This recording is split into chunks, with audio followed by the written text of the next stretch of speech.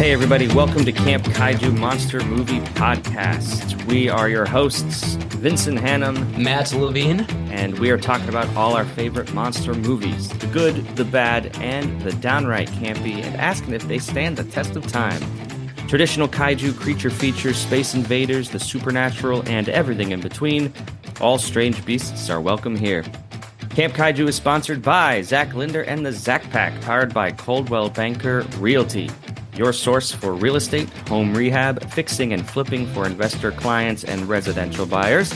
Reach out to the Zach Pack today for real estate services. Go ahead and follow the Zach Pack on social media and contact the Zach Pack for investment opportunities.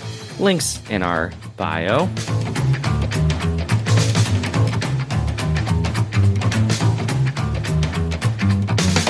Within the uncharted depths of waters surrounding a group of islands off the 50th parallel lies man's most formidable challenge.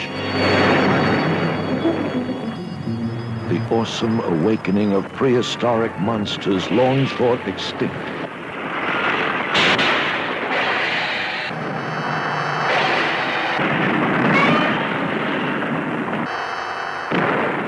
Savage and deadly, their one hope is to rule our planet as they once had thousands of years back. Giant against giant. The ultimate battle. Godzilla versus Megalon. Science was baffled and powerless.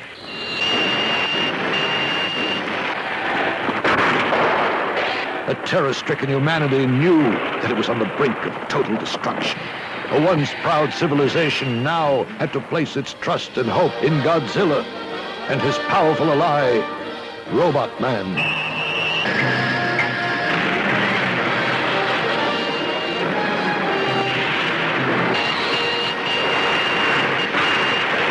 In concert, they would fight this evil in a duel to the death. Battling by day, battling by night.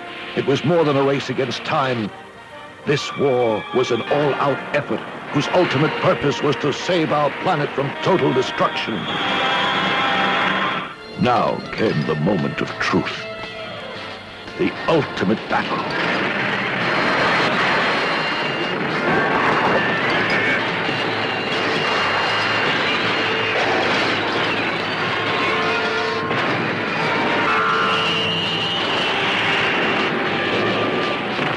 Titan against Titan, giant against giant in the most spectacular battle yet.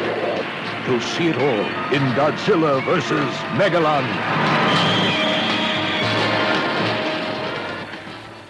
Well, everybody, we have a very special episode today, a very special guest. We are discussing Godzilla versus Megalon with Max Hannam, who is kind enough to pinch hit here for Matt, who is still taking a bit of personal time. Again, he's great. He's doing all right, but we look forward to his return as soon as he's ready.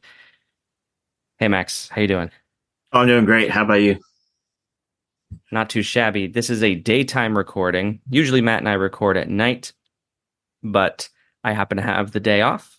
You do as well. Mm-hmm. So we're doing this at 12 o'clock, high noon.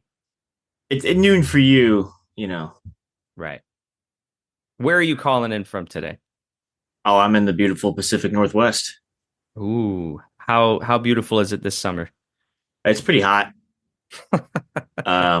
Still beautiful. Like I was up at 4 o'clock this morning just because the house was hot. So I woke up to get like a glass of water from the kitchen.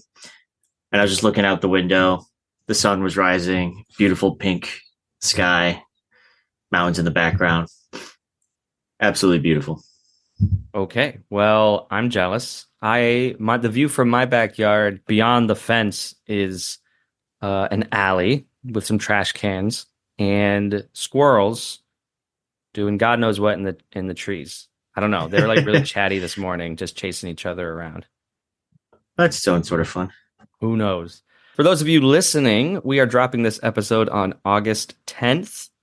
So if this is August 10th, I don't know. I just thought the date would be helpful because me and Max are going to talk about upcoming releases and other bits of news. So if you're listening to this far in the future, just know timing is important here. Max, I want to share with you some interesting feedback we got from your last episode with Camp Kaiju, which was the Cold Skin episode. Ooh, I'd love some feedback. Yeah, well, we posted a poll through the podcast. So listeners, wherever you're listening to your podcast, if it's on Spotify especially, look for a poll that will accompany each new episode. And this poll was, let me pull it up, which franchise should Max cover on Camp Kaiju? Because if you recall, Max, we talked about a potential new series where you deep dive into a franchise. Right, yeah. So to the listeners, I threw out some options. We have Hellraiser and Bergman, The Scorpion King, Tremors, or The Howling. So we had 2 voters. Thank you for voting. We appreciate the the participation there. But it was a tie. So we had 1 vote for Hellraiser and Bergman and 1 vote for the Howling franchise. Well, how many movies are in the Howling franchise? Let me look that one up. But since it is a tie, I don't think you're committed to either one right now. I think it's dealer's choice. You know, I'm going to go out on a limb and say that the Howling franchise pales in comparison to 40-something Bergman films and then the, 10 or 11 Hellraiser movies. So that one is a little bit more manageable to start. Hey, I'm okay with that. Let's do it. I've only seen the first Howling, but there are 1, 2, 3, 4, 5, 6, 7, 8 entries in the franchise. Oh, it's more than I thought there would be. Yeah, same. From 1981 to 2011. Oh, there's going to be some bad ones, aren't there? Yeah, we have titles like Howling 2, Your Sister is a Werewolf, Howling 3, The Marsupials, Howling 6, The Freaks, and then the last one is The Howling Reborn. That's like the same time period as Hellraiser. And I know the depths that Hellraiser went through. Is Clive Turner related to Clive Barker? No, that's not how names work. Never mind. Forget that. It's not. Okay. Well, I haven't seen any of them, so that would be interesting. Get a fresh take. You should watch the first one. Not the third one? The Marsupials? Yeah. I've been to Australia. Yeah. I don't know, man. Yeah, it does take place in Australia. Okay. It's not a Max episode without mentioning Hellraiser, at least. Yeah. It seems to be a theme. Okay, but what we're here today to discuss is Godzilla versus Megalon. And before I get to that, I just gotta say thank you to all of our listeners for hanging out. Please rate and review this podcast wherever you listen. That is the best way to spread the word of this show. Our numbers are really good. They've always been tracking up in the 3 years we've been recording Camp Kaiju, but hey, we're ambitious here. We want to expand our reach, pull in new listeners, new friends, and your help goes a long way with that. You can send us listener comments at campkaiju@gmail.com, our Facebook page, or our Instagram, and we'll feature those on the show. Or if you'd like your voice, your actual voice, featured on the show, like you're one of the hosts, you can leave us a voicemail at 612-470-2612. Just tell us about your favorite monster movies, and we'll feature that on the show. You can check out our website, campkaijupodcast.com, for more reviews and special content. You can get sweet merch at campkaiju.threadless.com. And if all that isn't enough, go ahead and become a Patreon at patreon.com/campkaiju for discounts, priority comments, and access to any live events. And we want to thank our patrons, Jason, Chris, Sean, our anonymous patron, and Peggy for your support. All right. Since last time, our last episode was King Kong versus Godzilla and our trivia with Naomi. But since then, we have some news in the Kaiju-verse. So the next MonsterVerse film is now slated for a 2027 release. Max, are you in hot anticipation for the next installment of the Godzilla and Kong adventures? I need to see the latest installment Mm. because I saw the one from a couple of years ago. That was great. Enjoyed it. Fun time. But I haven't seen the latest one. Well, I think it is. So I want to see how the quality is Yeah, like. Is it still fun or is it just I don't know, cashing in on the success of the previous ones? totally. I think both. I think that's okay. It could be a bit of a cash grab, but still be fun. I think it's marginally better than Godzilla versus Kong. Hmm. Okay. Well, that's good then. Because I had a fun time with the last one. So I know I saw the posters all like 4th of July themed and whatnot, and that was I don't know, it kind of reminded me of the promotional material for Godzilla vs. Megalon. Well, yeah, so the new, which is keeping in line with the overall vibes of the MonsterVerse movies, which really lean into the Showa era camp and just big dumb fun.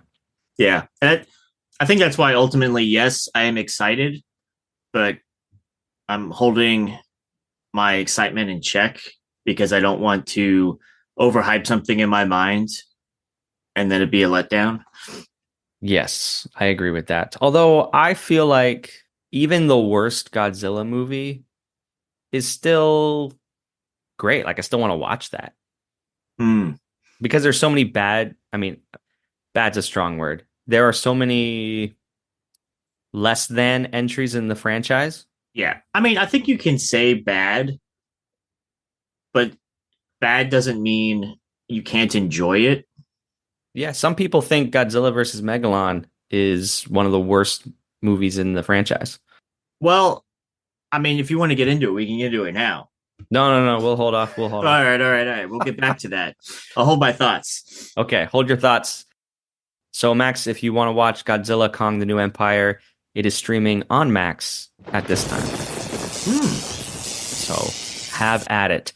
And then this week in Monster Movie History, for the first 2 weeks of August, we have some movies celebrating some anniversaries. Any titles jump out at you? The Blob. Yeah, the 1988 Blob was released in August of that year. I watched that for the first time about 6 months ago. Ooh, Absolutely loved it. yeah, right? It was way better than I thought it would be, and loved the effects.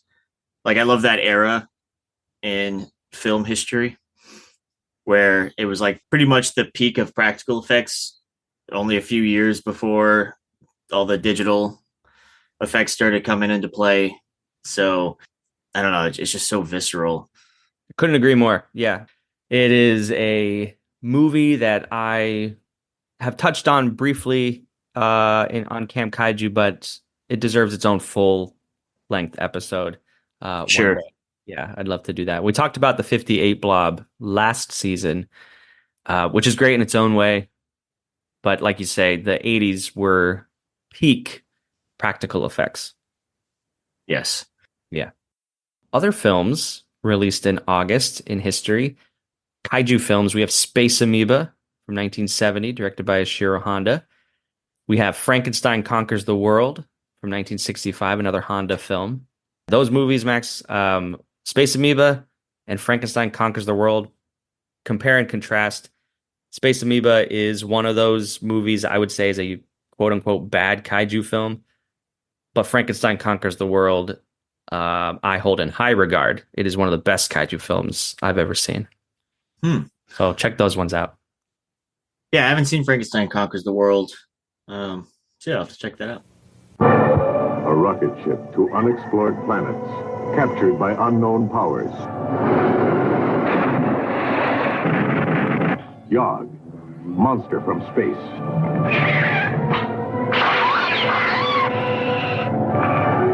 You are powerless against me.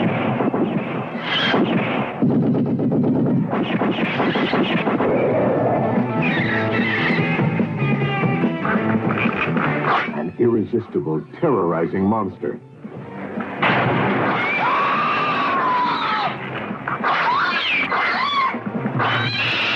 We have merged ourselves into the giant crab and the jungle turtle. The unconquerable. The unbelievable. Yog, monster from space.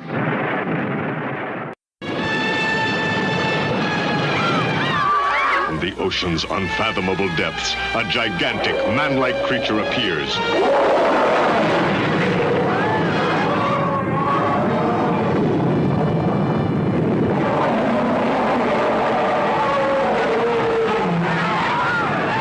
From the fiery depths of the earth comes a prehistoric mastodon of destruction. Never before has the screen known such heart-stopping terror. Starring Nick Adams. Well, I feel he's very important from a scientific point of view. I'd have to cut off a leg or an arm. Doctors, I won't let you conduct this test. Frankenstein, with the strength of 1,000 men. And every man's need for affection that makes him a willing captive. The chain hurts you.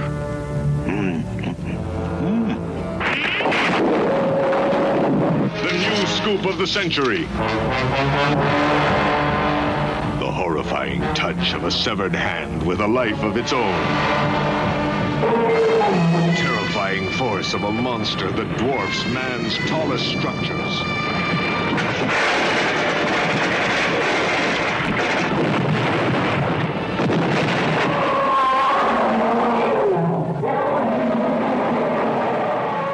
Bringing us up to speed in the year 2024, we have some upcoming releases. Alien Romulus comes out next week on August 16th. We have a trailer for Nosferatu, Robert Eggers. And we have Beetlejuice, the sequel to Tim Burton's really beloved film, coming out next month. So you know how I was reserved for the new MonsterVerse movie that for 2027? Mm-hmm. I'm the exact opposite for Nosferatu and Alien. You're on board 100%. Yes. I'm not saying all the Alien movies are great, but I have thoroughly enjoyed the newer ones that have been released, mostly because it almost pared down and simplified things, because by the time you got to the fourth Alien film, it was just getting really bloated, I felt like. Mm-hmm. And I'm glad they've gotten away from Ripley as a character. Oh, okay. I mean, I enjoyed that character and her journey, but I just felt like we were retreading ground. Yeah, right. So with this newer stuff, they're going different direction. Quality is hit or miss for people, but I just enjoy some nice, simple, slasher-esque alien action. Yeah, like a return to basics. This is a horror movie. It's the original is a horror movie. You said the word slasher. I think that's apt. The film is Romulus is directed by Fede Alvarez, who did the Evil Dead remake in the past decade. Oh, I love that one. Right. So I think Alvarez has an eye for the genre and how to. Yeah. I mean, what I loved about that Evil Dead remake was it was a serious horror movie, if that makes sense, but it still felt like it was connected to the franchise. So if he could do anything remotely as good as that Evil Dead remake, yeah, then it should be a home run. I think people are hyped for it. Okay, coming up on Camp Kaiju, we have The Mummy. That will be our next episode, the 1999 version. And we're going to have Naomi Osborn back with some trivia for you all. Later on this episode, we will reveal the trivia winners for King Kong versus Godzilla. So thank you all for participating in that. Max, you will be back for The Mummy. I almost watched The Mummy's Hand 2 days ago. Oh. We switched and watched Bram Stoker's Dracula. Oh. I do love The Mummy's Hand, but I was really just kind of I don't know. I was just really impressed by Bram Stoker's Dracula. I think Coppola does like some really interesting things that There's I wasn't expecting. a lot of great stuff in that movie, a lot of not so great stuff. Overall, good movie. Yeah, it's like, oh wow, cool. It's like, this is great. Oh, this is bad. Right. And then in September, we're gonna talk about the film Possession, which Matt had said in our season preview is a quote hard R film. So watch with the lights on, I'm sure. But then we're gonna bring Planet of the Apes, the 2001 version, which is not scary and kind of dumb, but I think it's worth looking into. Is it though? No. But on Camp Kaiju, gotta talk about the good, the bad, and the campy. Well, I was pleasantly surprised. I did a similar thing with AVP. Oh yeah. I was pleasantly surprised at my reaction to rewatching that movie. Yeah. So you never know. Exactly. Yeah. Mm-hmm. But let's talk about Godzilla versus Megalon, which a lot of people do call a bad movie, but we're here to see it in a maybe different light, maybe talk about it a little bit more critically. Maybe there are things going on beneath the surface that, when you look past all the mess, you can see some glimmers of talent and choices. And you're like, oh, okay, I see what you're doing here. Max, what's your personal history with this film? Well, this is the Godzilla film that we both grew up on. Indeed. We had a tape of it, watched it over and over. Mm-hmm. So I was having flashbacks to those younger years while watching it. Mm-hmm. From the very first image of the boy in that ridiculous boat thing at the very beginning. It's so, yeah, like, what is that thing he's on? It's so inefficient. Like, I don't know if it was an actual product or they just made it for the film, but it wasn't doing anything. Like, how do you even get out there on that lake? Did they just drop him and say good luck? Right. I don't know, did they just push him off and he just floated out there? Or was it an actual product that works, but they, for filming purposes, just, I don't know, anchored him? I don't know. Very weird. But I've got a lot of nostalgia for this movie that, I mean, I'm sure a lot of people do. Right, which we'll get into. The availability of this film was widespread in the States. Right. Had you seen it since you were a kid? No. I've watched clips of the final fight since I was a kid, but I haven't seen the whole movie. So in reality, I was kind of watching it for the first time as far as like, I don't know, paying attention to the story or characters or anything. That's awesome. Did you watch the sub or the dub version? Ooh, see, I watched the Criterion Blu-ray. Same. And I thought I set it to the Japanese audio with English subtitles, but I think what I did was I turned it to the English audio and no subtitles because that's what played. And once it started, I was like, well, I'm here now. And since that's the version I grew up watching, I decided to just let it ride. I think that's okay. I did some research. There are no discernible differences. The minor differences. Well, I don't know. So there's the US release, which cut 3 minutes. But on this Blu-ray, on the Criterion, I watched the Japanese language version. And then I kind of like watched bits and pieces of the English language version just to see if there were any difference in the cuts and the editing.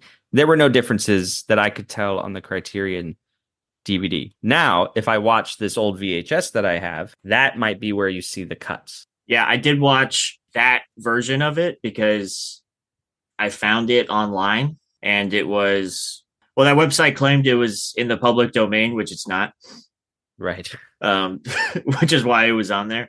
But I did watch it just to see how they cut things out. It's all mostly with that truck scene, where you can see some like nude pinups. Yeah, which I do not ever remember. So I think, right, the VHS we grew up watching cut the nude pinups and there was some mild swearing that was cut from the US release as well. Yeah. So I did watch that edited version just to see how they changed it because I didn't really remember. Mm-hmm. And that whole scene is just cut and it's just the last line. Oh, interesting. Of, well, I guess it's none of our business what we are doing with this crate and why we're dumping it in the lake. That's it. That's so indicative of like the entire script though, where it's just like, oh well, we have this giant robot or we have Jet Jaguar, but like we don't know why they built Jet Jaguar. We don't know where this funding comes from. Like we know nothing about anything really. Any characters. It's all very surface level. Right. Like you read the synopsis or the character descriptions, and none of that's in the actual movie. That's true. All right, so the two main characters, or three main characters. You've got these two adult men and a small boy.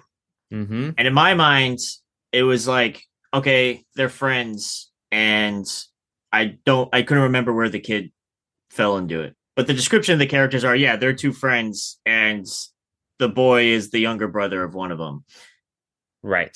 It's not even in the movie, unless I missed it, but it's halfway through the movie. It's mentioned that Rokuro, the little boy, is the kid brother of Goro. Oh. Yeah. I must have missed it. But like I wrote a note like, what is their relationship? And then halfway through it was revealed to me. I was like, oh, okay. That would have been nice to know at the start of the film. Yeah.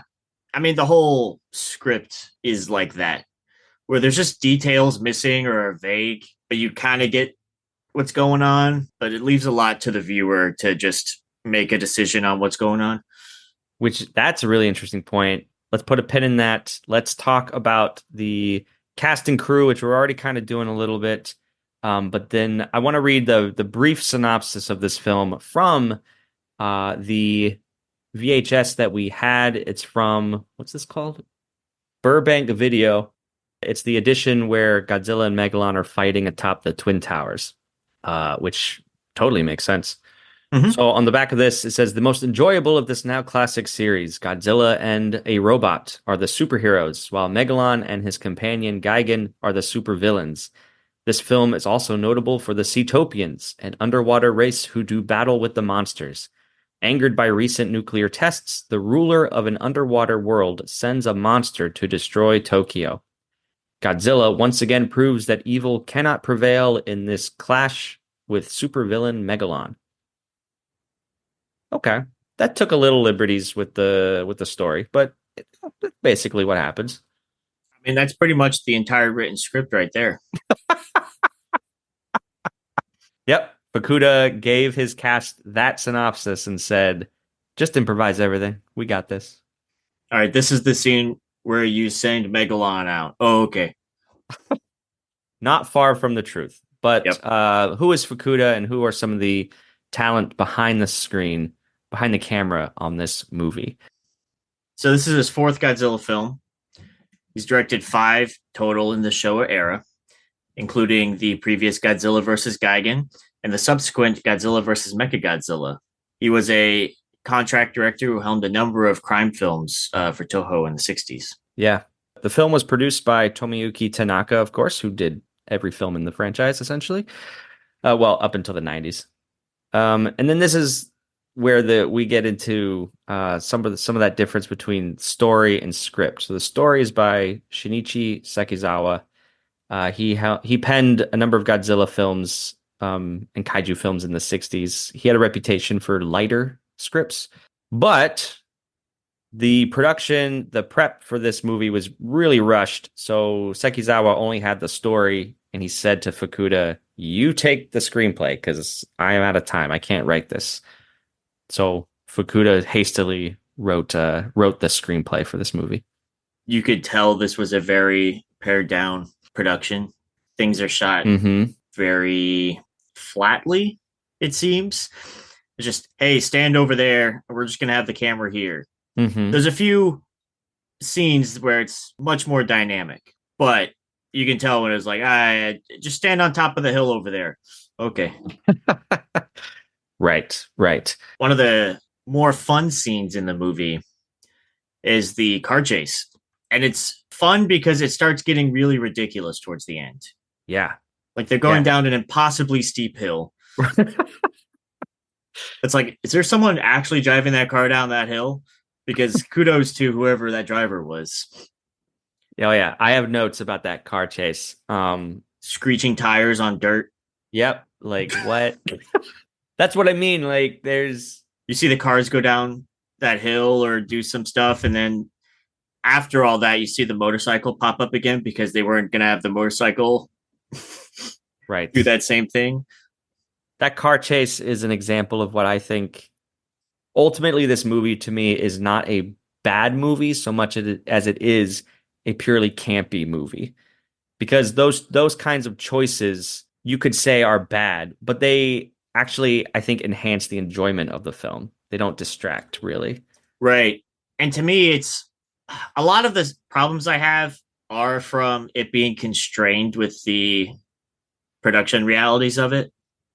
Exactly. Right. And we'll get into the production history in a little bit. Right.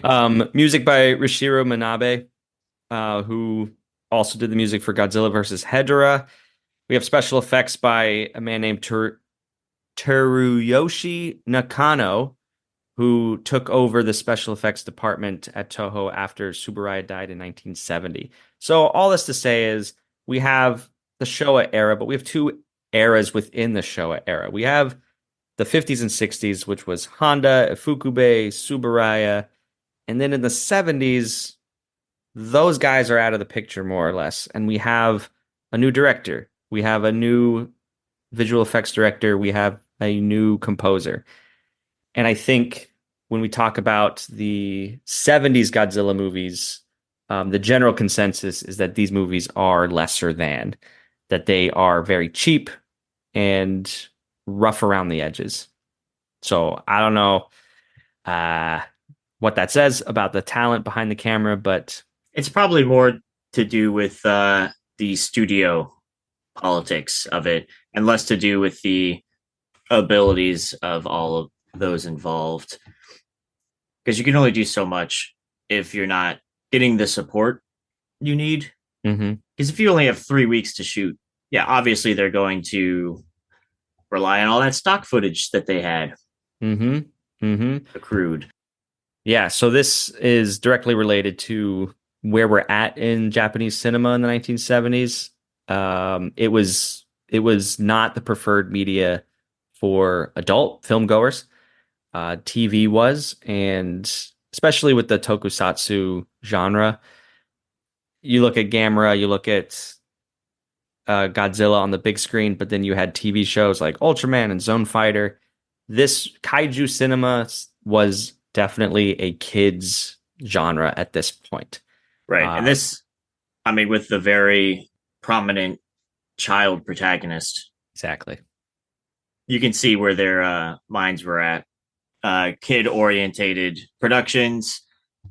You know, it might be like hand-waved of, oh, that doesn't matter. Kids don't care about that. Which, that's a really interesting point about movies made for children. I think you can do that really well and smartly. And, you know, there's lots of examples of smart kid movies with emotional depth and heart. And quality. And quality. And then you have movies that just completely talk down to their audience. And I don't know. First of all, as an adult, I hate those movies. And then if I was a kid, I'm like, I don't know. Give the kids more credit. Those simpler movies that, you know, quality suffers because it's for kids. Children age out of that really quickly. So if you have a movie that is quality, that is also for kids, then, I don't know, a person can enjoy that movie longer. Right. They grow up with it. It changes as they grow older. Right. Because, I mean, when we were watching movies when we were kids, yeah, we watched kids' movies. Sure. But then we were watching just adult movies by the time we were 10. Right. And that just shows that, you know, kids are interested in more than just stuff for kids. Exactly. You know, one of our favorite movies is Jaws. We were watching that. That's not a kid's movie. But Spielberg, he does focus on children in that movie, which I think is he does in all of his movies. But like that's an example. That's a good example of, as a child, there are still characters you might be able to relate to, and a father figure, and Right. things I mean, within that. Yeah. yeah, there's stuff that kids can attach to, but it also, I don't know. I mean, we were probably excited to be like, oh, we get to watch a real movie now. Yeah. So, yeah, I just feel like it's very short sighted to just think of something as a product for kids and not give it the attention that it deserves. Totally agree. We'll talk about kids more in a little bit. In real life, children were kind of central to a large part of this movie. But our quick cast, and it is a quick cast, there are 9 speaking roles, and I'm only going to give you like 4 or 5 of them. But there are no extras in this movie, which I didn't realize until after I watched it. I was like, oh, yeah, like your cars are on barren streets. There are no cityscapes, really. And that's just, again, indicative of this threadbare budget. And I assume all the crowd scenes were reused footage. I think so in hindsight. Yeah. Yeah. So we have Katsuhiko Sasaki. He plays Goro, who is an inventor. He invents and builds the Jet Jaguar character. Sasaki later appeared in Terror of Mechagodzilla, Biollante, King Ghidorah. He is a veteran of the franchise. He's also got just a long career. Oh, yeah. I mean, in general. Yeah. Like he's one of the actors in this that I think his career's still going. I think he does the voice dubbing for Japanese releases of a lot of American films. Right. He does a lot of voice acting, anime, video games, and then a lot of dubbing for Japanese audiences. His kid brother is played by Hiroyuki Kawasa. The character's name is Rokuro. Kawasa was actually the kid protagonist in Godzilla vs. Hedorah from a couple years prior. Yutaka Hayashi plays Goro's friend and an ace race car driver named Jinkawa, Hiroshi Jinkawa.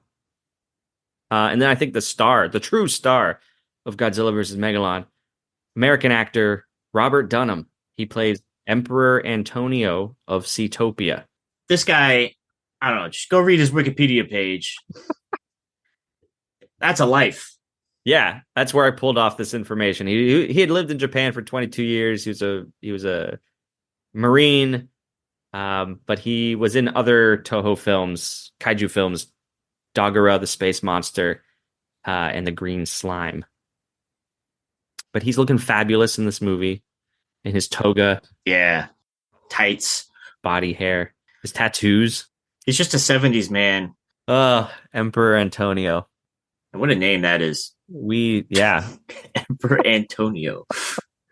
What? And then another notable cast member is Shinji Takagi. He plays Godzilla, and this is the first film without Haruo Nakajima in the suit, which is notable. Okay, production backstory. We've already talked a lot about where Japanese cinema, where it was at this time. You could see this in the overall budget of Megalon.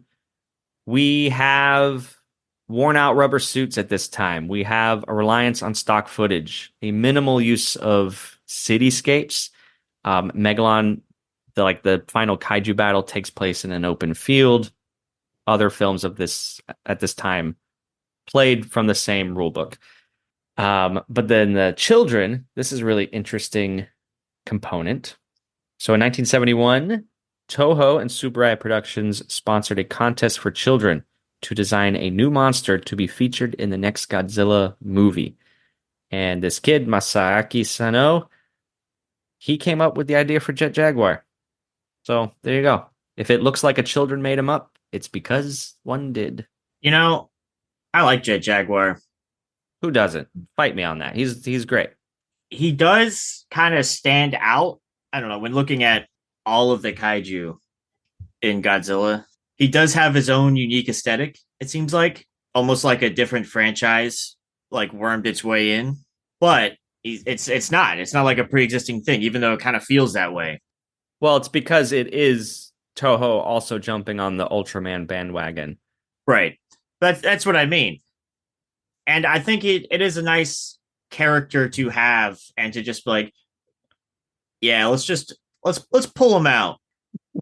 But I don't know. It probably speaks to the threadbare aspect of the script. But when he's introduced, it's almost like he is a pre-existing character. Right. There's no backstory. That's what I'm saying. Like, There's no backstory. Like, oh yeah, you know Jet Jaguar. who doesn't? Right. I don't know. It creates an interesting vibe that I don't know was intended, but it kind of works. And I think Jet Jaguar and the character of Megalon have both grown in popularity since this movie's release. They haven't been featured in they haven't been featured in a feature-length film since this movie, but they are very popular in the comics, in little short films. Godzilla Singular Point, the anime on Netflix, Jet Jaguar is a main character. So, yeah. Yeah. Much love for JJ there. All right. Now, the release and legacy of this film is wild. It was mostly the US marketing and release and popularity, where I don't know why, but Toho decided that this was going to be the movie that, like the Godzilla movie, they were going to heavily promote in the US. And they did, and it made a lot of money and became popular. Very popular. And it also had a huge popularity with in the home video market. Mm-hmm. Why? Why? Why did it have such popularity in the home video market? Oh, I don't know. Tell me. Because it was thought to be in the public domain. Oh, right. Yeah, I did come across that. Yeah. I did mention that earlier, where it was posted on a website for public domain works. And then there's a bunch of people in the comments of that being like, this isn't actually in the public domain. But it wasn't until the 2000s when Toho got their act together and reined that in. Because, it was never in the public domain. It was always a derivative of Toho's copyright. But in the American release, that little word copyright was not on the print. Right. Which therefore is actually important. Right. But in this case, not needed, since it is a derivative of a copywritten work. Yes, it was pre-existing. Right. But what also gained it a bunch of popularity was it appearing on Mystery Science Theater. Exactly. Yeah. Consequently. Yeah. I'm sure a lot of people are in the same situation of us, of having a lot of nostalgia for this movie and it probably being a prominent Godzilla film in their memory. Mm-hmm. Yeah. So like there is a silver lining to blatant disregard for creative laws and copyright. Yeah. One could argue. Yeah. It was just, what we were mentioning about the cover with Godzilla and Megalon. The US poster for it had them on the Twin Towers in New York purely for promotional marketing. It's a great piece of art. It is. It calls to mind the poster for the 1976 King Kong, which I definitely believe the Megalon distributors were capitalizing on there. Mm-hmm. There was also, this is so fascinating. This is going to be the only time John Belushi and Saturday Night Live is ever mentioned on this podcast.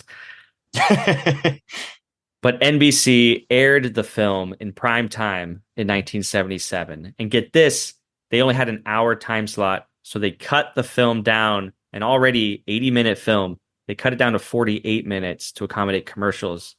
But John Belushi hosted the program in a Godzilla suit. Man. I would love to see that cut. Totally. Because it might be better. With John Belushi in the program? I mean, it's not going to hurt. Well, I mean, there's barely anything in this script, so there's probably a lot that can be cut out that doesn't matter. as far as the story goes. So I don't think it's a travesty of an edit, probably. No, not at all. I have looked into this NBC airing, and I don't think it exists. Like on message boards and things, people are sad that a copy of this program doesn't exist anymore. Because I would love to see John Belushi in this thing. And that's a little bit before people had VCRs and could tape it. Right, exactly. Just before, too. Yeah. Well, yeah, so big legacy in the West. However, in Japan, it was a total box office bust, and it was actually the first Godzilla movie to sell less than 1 million tickets. So not popular, at least at the time. I don't know what it's like now. I know Jaguar is very popular, so maybe there's some more love for this film in Japan. Well, it could, and this is pure speculation, so let me know if I'm wrong. It could be anybody going back to watch it now might not recognize that there's a lot of reused footage, or they're watching it knowing that it's way more campy than, let's say, quality. Yeah. Like the frame of mind is so important too when you watch Right. this. You have to know what you're getting into. Exactly. Like, you're not going to go to Showa era Godzilla movies and expect something from the 80s, Yep. Like Heisei Godzilla. Yep. They pretty much all turned very campy.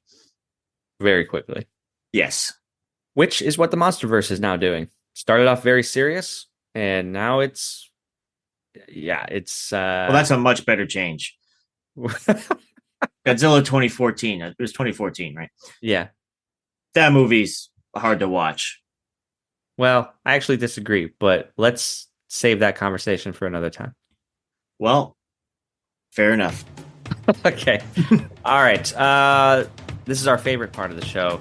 We're going to get to our sponsor break, and with it, Mina's mailbox. We're going to send a note down to Mr. Peter Lorre before he gets started. Oh, Pierre, run this down to him, will you? Thanks. And you're going to hear from Peter Lorre talk about The Unknown by director Todd Browning. So enjoy this break, and when we come back, we're going to talk about Godzilla and Megalon's themes, the form, and the aesthetic. All right.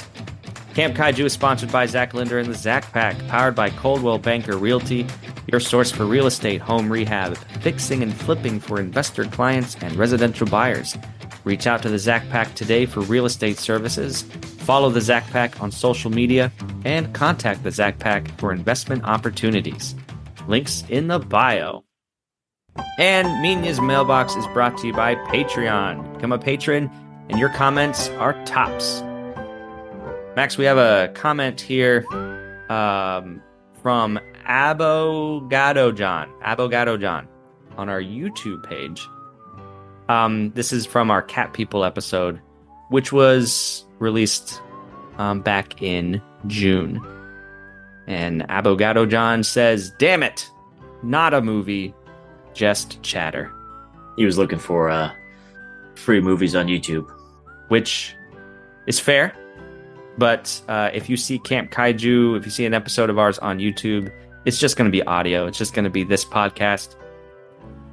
But the episode for Cat People ran 1 hour and 10 minutes. So if I'm looking for Cat People from the 40s and I see that runtime, I'm also going to think, yeah, that's probably the movie. That's true, yeah. I see your games trying to trick people. Yeah, so, we're not trying to trick anybody. It's just a podcast. So, Abogado John, I hope you enjoyed the podcast. But I don't get that impression.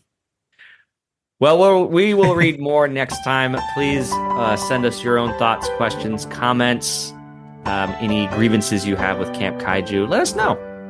And we'll feature those comments on the show. Before Karloff and Lugosi stalked the screens, the movies were no less monstrous. These frightful figures lurked in the expressionistic shadows and danced in the macabre moonlight. They laughed, they cried, they fooled the sensibilities of honest, decent folk in the age of silent pictures. These gruesome ghouls nonetheless cried out with a savage humanity that took the breath from all those who witnessed the devilish delights. For in the silence, no one can hear you scream.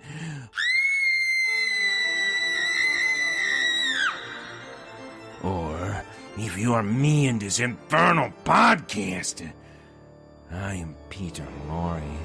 You may know me from such movies as The Raven and Arsenic and Old Lace, and you may be wondering how on God's green earth you are hearing my handsome voice when I have been dead these 60 years. Well.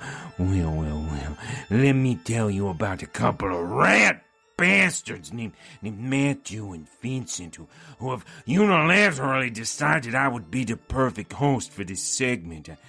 I'm flattered, but outraged. The sooner I fulfill my audio obligations, the sooner I may return to the afterlife. So, welcome to Silent but Deadly. This week we discuss... Oh, what is this? Oh, how thoughtful. Thank you, Pierre. Ladies and gentlemen, I've just been visited by my only friend I have in this insufferable recording booth in which I live out the pangs of my resurrection. He has given me a note from my tormentors that reads, Silent but Deadly is brought to you by the mysterious old radio listening society, a podcast dedicated to suspense, crime, and horror stories from the golden age of radio. How nice. Another sponsor. Will no one save me? This week, we discuss another Todd Browning picture called The Unknown from 1927. This movie stars the man of 1,000 faces, Lon Chaney, in a trademark story of physical deformity. Chaney plays Alonzo the Armless, a circus performer without arms who falls in love with Ninon, played by Joan Crawford, who has an aversion to the physical touch of men. The plot thickens when it is revealed that Alonzo does indeed have his arms and is a murderer on the lam, and if that weren't enough, he has killed Ninon's father. The only clue tying Alonzo to the murder is his double thumb, which has left its telltale print on the dead man's neck. In effect, Alonzo has his limbs actually amputated before Ninon can learn the truth, and hoping she may love a man who cannot hold her. Does it work out for Alonzo? Oh, positively not. Ninon overcomes her fear of masculine embrace and falls for the strong man of the troop. Devastated and now without arms, Alonzo meets his tragic end. The Unknown was a winning collaboration between Browning and Chaney, with both men playing to their strengths. The Unknown foreshadows themes of the outcast seen in Browning's 1932 film Freaks, and Chaney delivers another memorable portrayal of a sympathetic villain. Perhaps, however, it is Joan Crawford who delivers the most poignant performance. We are only left with our own perceptions as to the nature of her dramatic relationship with men. Overall, The Unknown is a far less famous movie than other Browning and Chaney pictures, but it is indeed worthy of our attention. Next time on Silent but Deadly, we will discuss another Lon Chaney movie called He Who Gets Slapped. I'm about to slap a baby if this segment goes on much longer. Oh, Pierre, hello. Perhaps you might send a note to the outside world?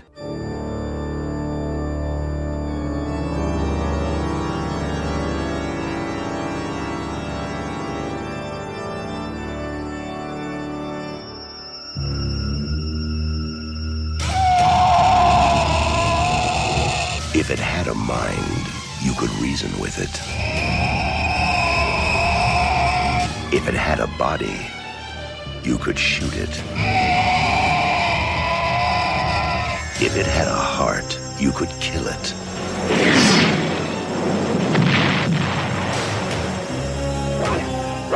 Now, man is no longer the supreme being on this planet. The organism is growing at a geometric rate. By all accounts, it's at least 1,000 times its original mass. Nobody believes me about what happened tonight. What did happen? You were there, you saw. Plasmic life form that hunts its prey. Predator. I want that organism alive. I think you ticked it off.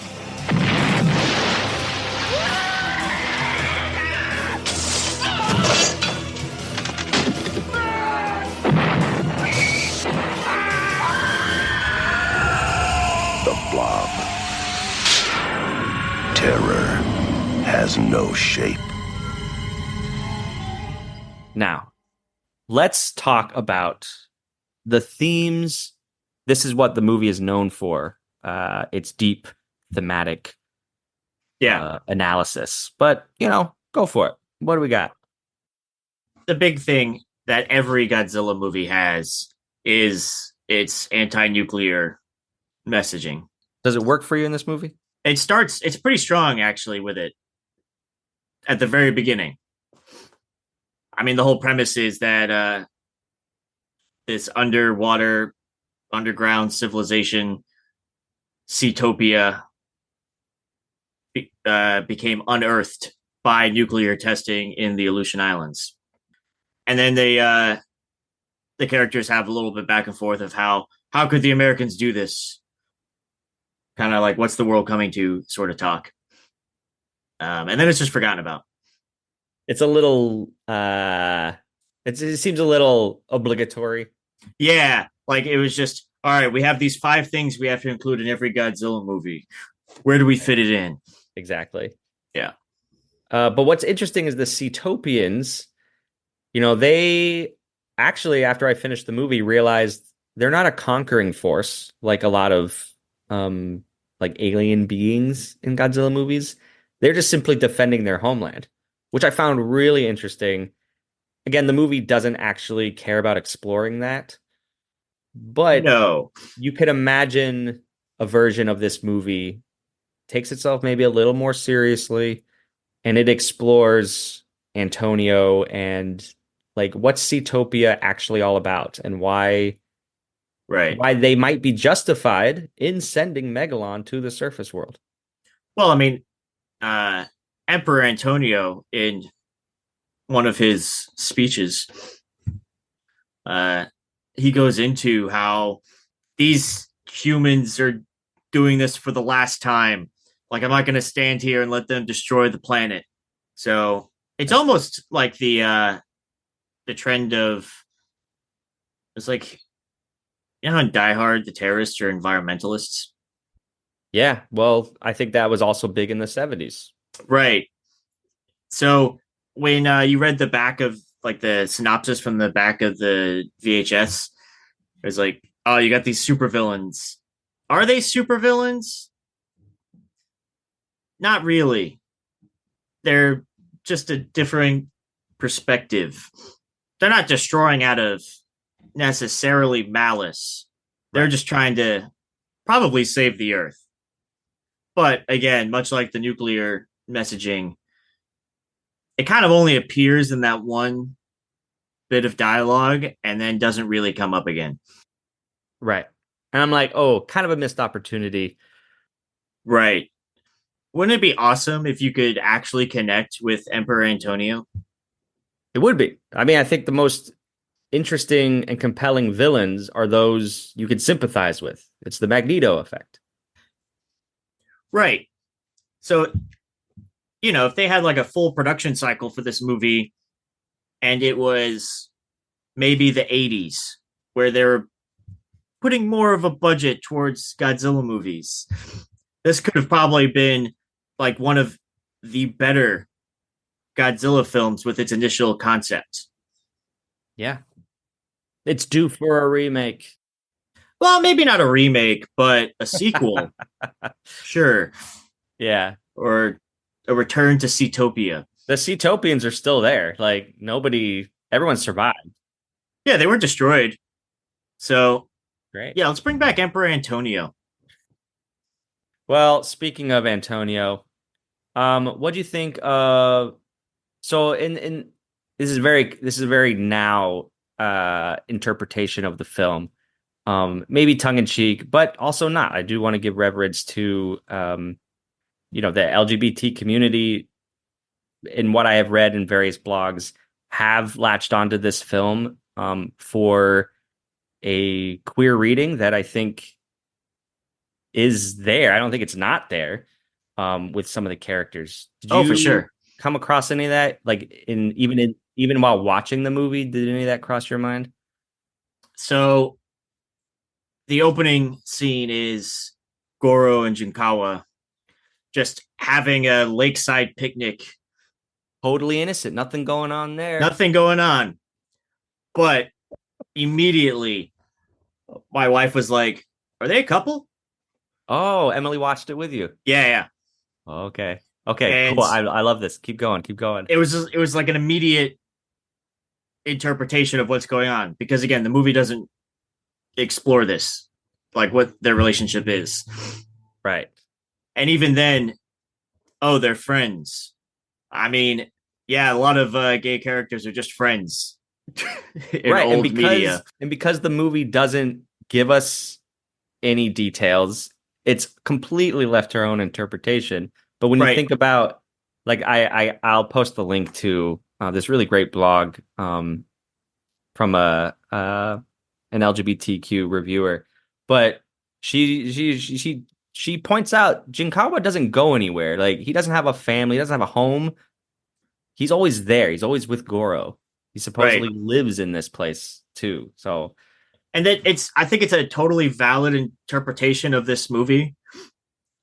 Now, whether it's intentional or, there's no budget for the movie, so there's just no other people at all. No women to cast in this film. No women auditioned, apparently. That's not true. I'm sure women auditioned. There probably wasn't an audition process. It was like, who do we got for this 3 weeks? We have all these women. We'll just cast you as Seatopian dancers. But I still think it's a valid interpretation because, you said there are no women in the film, but there are. So they could have had some actresses in there. Yeah. Like any other Godzilla movie. So it could have been an intentional choice. Either way, that reading of the film is there. It's valid. Can't deny it. You can't deny it. And because you don't know that Rokuro is Goro's younger brother until halfway through, I'm left thinking, like, what are they parent figures? Is this an adopted boy? Like, I don't know. Yeah. I mean, well, even if it is a younger brother, it doesn't mean they can't be parental figures. Oh, I agree. They still are. Right. And I mean, what further goes into that is, like, Jinkawa, as you said, doesn't have a life in this movie outside of the two brothers. Oh, and he doesn't have a home. For all intents and purposes, they're all just living together.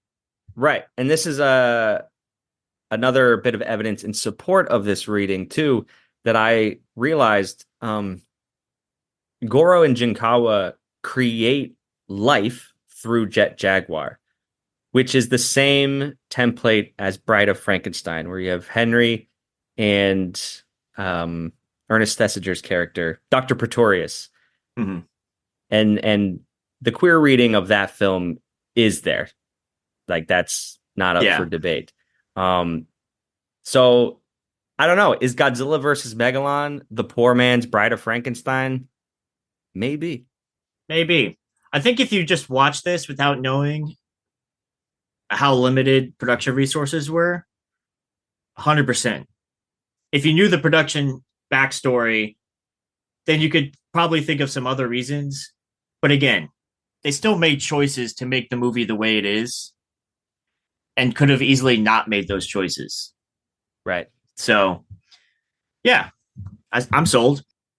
Totally. Yeah. I agree with that reading. And I think I don't know, it's a really interesting fold to this movie and where it stands within the history of Godzilla. Yeah. Makes it worth talking about a little bit. All right, some form and aesthetics. I will say one thing I latched onto was the music. Now, is the music the same in the Japanese audio? Ooh, I don't know. Okay. I know sometimes it can be different. Yeah. But it was a lot of jazz flute, which I am not saying is a bad thing. It added energy and life to scenes that didn't really have a whole lot going on visually. Well, see, that's interesting because in my viewing, I liked the score, but I didn't get enough score. I didn't get it to enhance any of the storytelling or like really at all. I don't know. It just kind of fell and faded to the background. I mean, it really added a lot to that car chase. Right. Like in moments, I think it's really effective. The Jet Jaguar theme is great. That's a classic. And again, it feels like this was already a pre-established character that's like making a guest appearance. Right. Because it's like, this is a Godzilla movie, right? Why is Jet Jaguar's theme so prominent throughout it? Well, so it's a long-standing rumor that's not actually true in terms of evidence, but the rumor is that this was actually a Jet Jaguar movie and they tacked Godzilla on at the end. And it does feel that way. It does, yeah. Godzilla doesn't have as much screen time as Jet Jaguar, and Godzilla's really only saved for the final third of the movie, I would say. But there's no evidence in the production notes that that was originally the case. I will say, I just assumed every special effects shot that didn't have one of the characters in the movie in it was reused footage. Yes. Like with Megalon destroying the city. Yes, that was intercut with King Ghidorah's destruction of the city from Ghidorah, the three-headed monster. So I don't want to talk too much about that stuff, but the dam sequence was fun. Oh, yeah. That is a noted standout in this film. Mm-hmm. Although there is a moment where Megalon kind of gets like rushed through the dam. Yes. With the water. And it's just like, whoa. Yeah. It kind of breaks the illusion where it's like, that's just a guy flopping around in a suit. Uh-huh. And I got that thought a whole lot during the final fight as well, where they're just kind of rolling around on the ground fighting. And it's just like, the fight choreography could have been a little better. Ooh, all right. I mean, I'm not saying that it couldn't have been, but I have a lot to say about that fight. Well, they just kept cutting back to that. Yeah.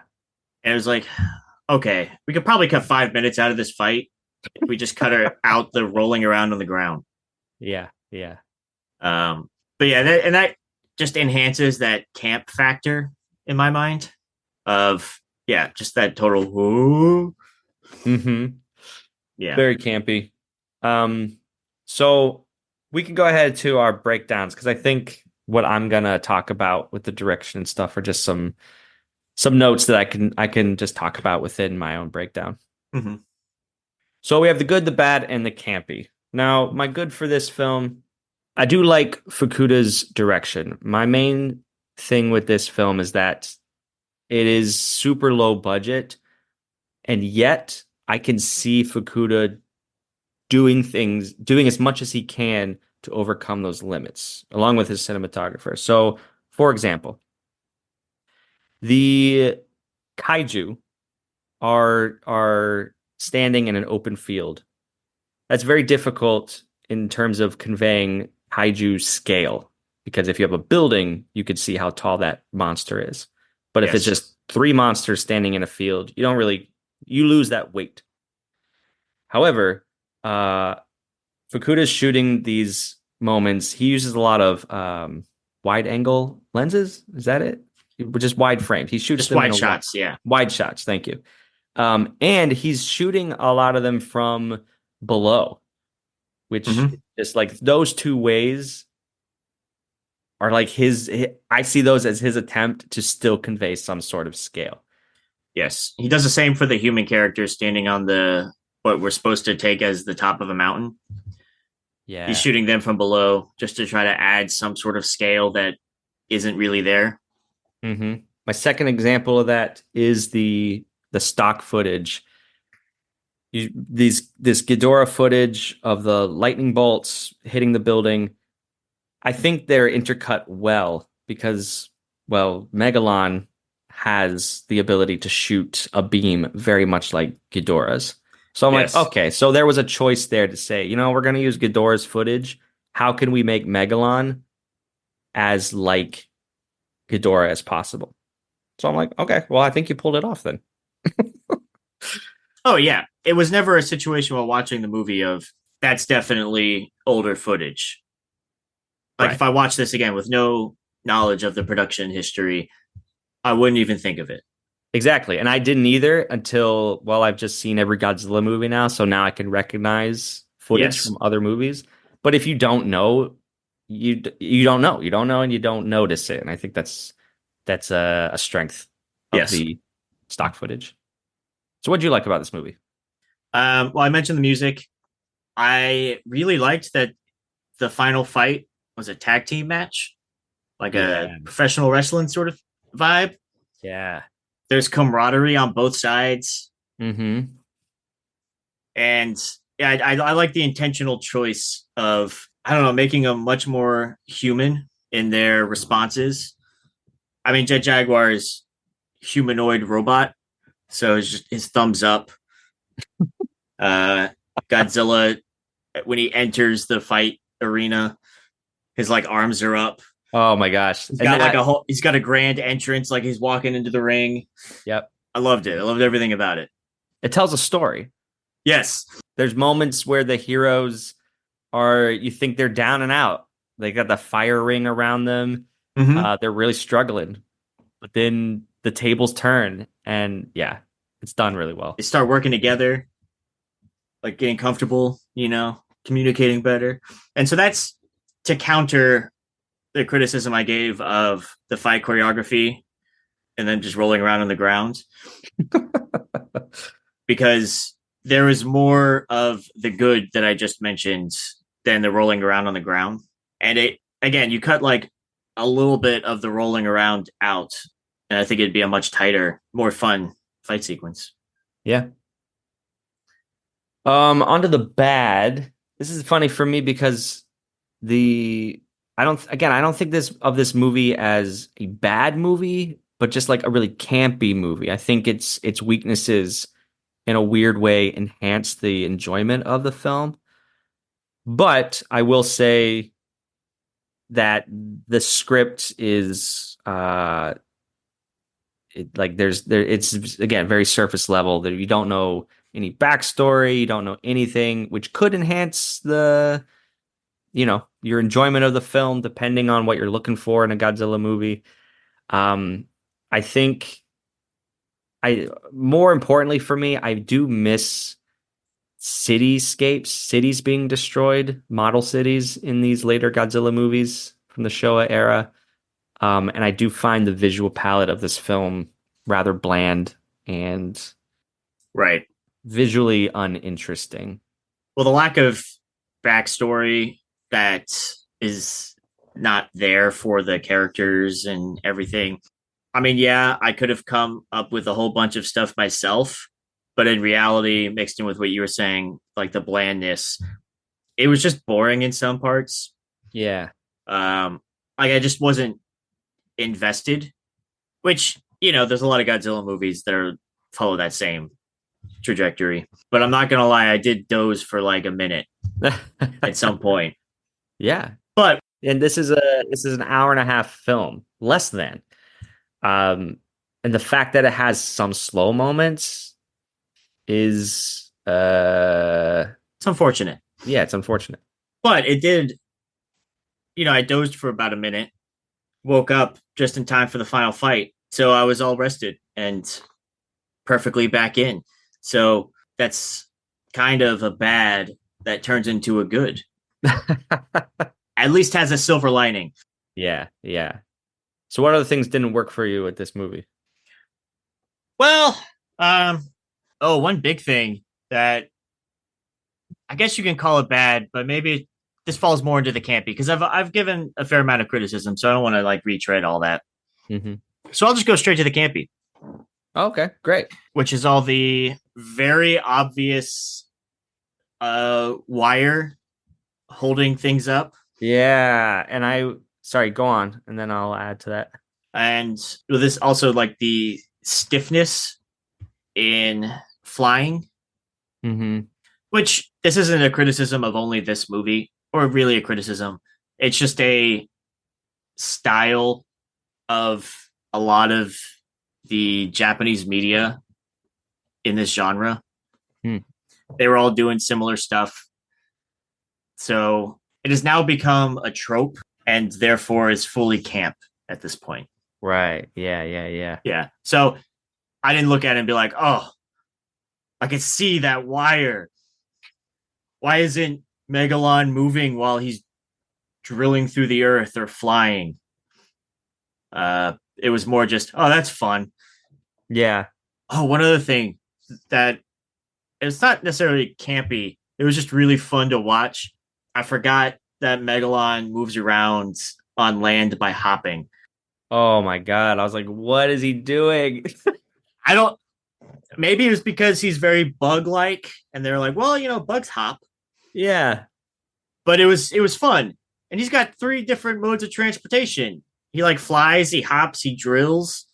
I love the character design of Megalon a lot. Yeah, we didn't even get into all that, and that much kudos to the design team because it was fun. I like his design. I wish he was in more things. Agreed. So along those lines, so what I wanted to say was because we watched this Criterion Blu-ray high def, and I wonder if we don't see the wires as much in old beat up tape version of this film. You know what I mean? Maybe. But you also have to remember this wasn't shown in theaters on a VHS copy. But it also wasn't shown in the kind of high def that we have today. Correct. But from my experience, when Criterion does their like Blu-ray copies, they're not bringing in over quality that diminishes the work. Oh, okay. One notable terrible example is, the Back to the Future Blu-ray. Yeah. Where you can see all the like old makeup and things. Yeah, like that. I know. Yeah. I haven't noticed anything like that watching Criterion Blu-rays.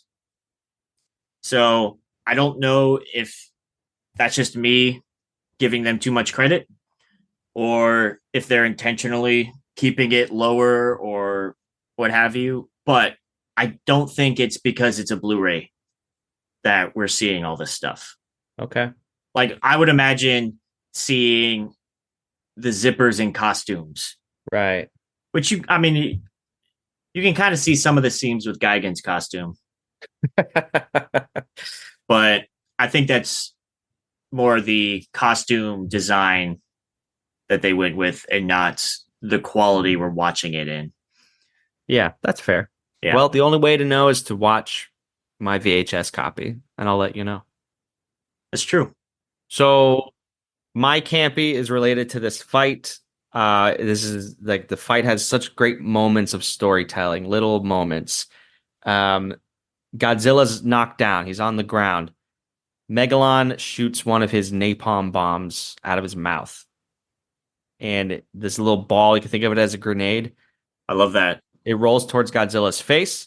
And before it can explode, Jet Jaguar essentially dives on the grenade, picks it up, and chucks it back at Megalon. And I was like, this is awesome. This is what I want. I did note that moment as well. And another thing I thought about it was, why is this suddenly like a rolling grenade and not just immediately exploding on impact like every other time in the movie? But I'm glad it did that because it is a fun little scene. You could picture Jet Jaguar yelling, "Grenade!"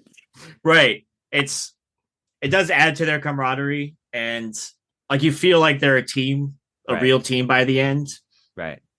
So another wonderful moment is Jet Jaguar is now down for the count, and he's kind of buried up to his neck, and Gigan goes up behind him and like threatens to cut his throat if Godzilla comes any closer. Mm-hmm. And it's just a little moment. It's adding to character. It's adding to the tag team wrestling, melodrama of it all. You're just like, what? Yep. Gigan and Megalon are a good pair. Yeah, they feel like they're cartoon bad guys.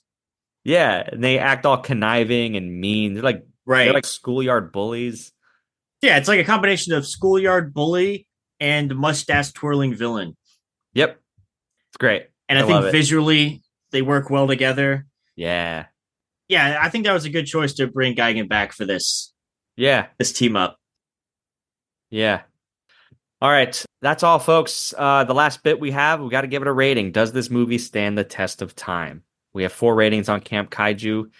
We'll start from the bottom and go to the top. So we have it's not worth revisiting. It definitely does not stand the test of time.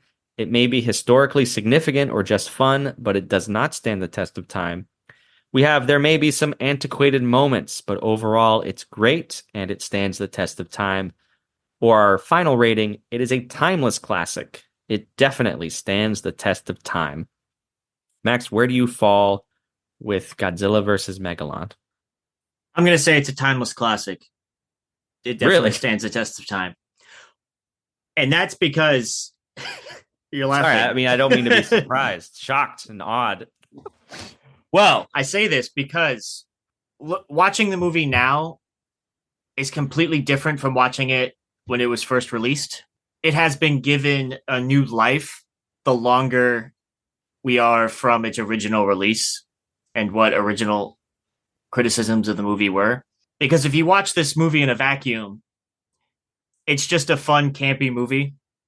You put it on, yeah, you might it might lose your attention for a little bit, but there's always something that brings you back after a few minutes, whether it's Megalon destroying the dam or the city, or just you look up and suddenly you're in Seatopia and you're like, what is going on right now? Or that final fight.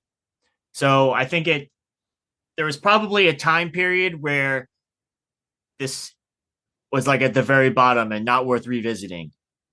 But now, looking back, if someone were to watch it, let's say they're watching all of the Godzilla movies and this just happened to be the first one they watch, they're going to enjoy it. That's awesome. I love all that. I think all you have said is very legitimate. However, I will say there are some antiquated moments in terms of human characters, and the budget being so bare bones. I would have loved to have seen a little bit more effort put into having some extras around, having some more Seatopia, more. I don't need more Robert. Well, see, this is the point. It can't be fun because some people would say more Robert Dunham would be a terrible choice.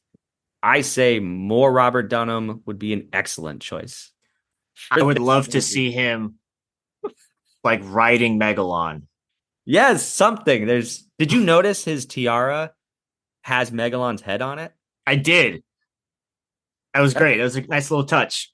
Thank you, costume department, for coming up with that choice. Like, they didn't have to do that.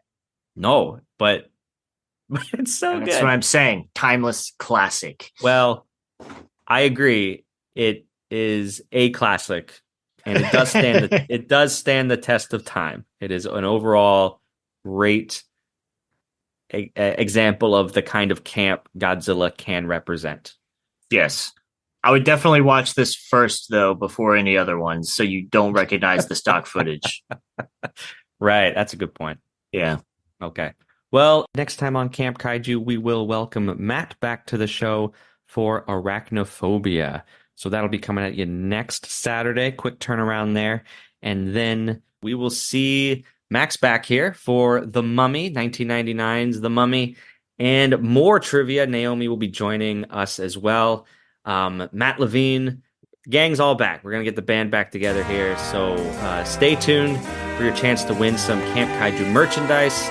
And let us know what you thought about this episode, what you think about Emperor Antonio, and anything else we talked about. So, thank you, Max. Appreciate having you. Thanks for having me. Yeah. So, thanks for hanging out, friends. Please rate and review wherever you listen. You can also share this podcast with a friend. Send us listener comments at campkaiju@gmail.com, our Facebook page, or on Instagram. Links in the bio. Or hey, if you'd like to be a featured voice on the show, leave a voicemail at 612-470-2612. And please check out our website, campkaijupodcast.com, for more information. Camp Kaiju is recorded in Minneapolis, St. Paul, with Media's Mailbox, music by Ben Cook-Feltz. Thanks, friends, and until next time, stay campy. Camp Kaiju is sponsored by Zach Linder at the Zach Pack, powered by Coldwell Banker Realty, your source for real estate, home rehab, fixing and flipping for investor clients and residential buyers. Reach out to the Zach Pack today for real estate services. Follow the Zach Pack on social media and contact the Zach Pack for investment opportunities. Links in the bio.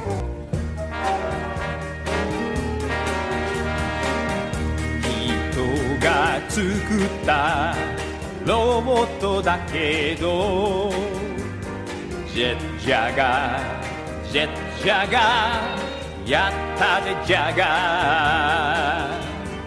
行け行け平和を守るため、みんなも驚く勇気を見せる。ゴジラとジャガーでパンチパンチパンチ。泣くな僕らも頑張る。